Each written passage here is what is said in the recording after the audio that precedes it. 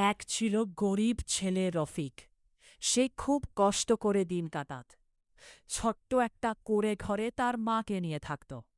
কাজ করে যা টাকা পেত তা দিয়ে ঠিকমতো খাবারও জুটত না। একদিন বাজারে যাওয়ার পথে রফিক দেখল এক ভিখারি রাস্তার পাশে বসে কাঁদছে। ভিখারির কাছে খাবার নেই, শরীরও খুব অসুস্থ। রফিকের নিজের কাছেও মাত্র একটা রুটি ছিল। তবুও সে সেই রুটিটা ভিখারিকে দিয়ে দিল। ভিখারি অবাক হয়ে বলল, তুমি তো নিজেই গরিব, তবুও আমাকে খাবার দিলে কেন? রফিক হাসি মুখে বলল, গরিব মানুষ কষ্ট বোঝে, তাই অন্যের কষ্ট বুঝতে পারে। ভিখারি খুব খুশি হল।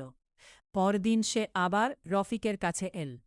তখন জানা গেল সেই ভিখারি আসলে এক ধনী ব্যবসায়ী ছিল। সে মানুষের মন পরীক্ষা করছিল।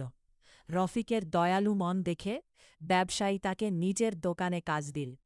কয়েক বছরের মধ্যে রফিক পরিশ্রম আর সততার মাধ্যমে সফল মানুষ হয়ে উঠল।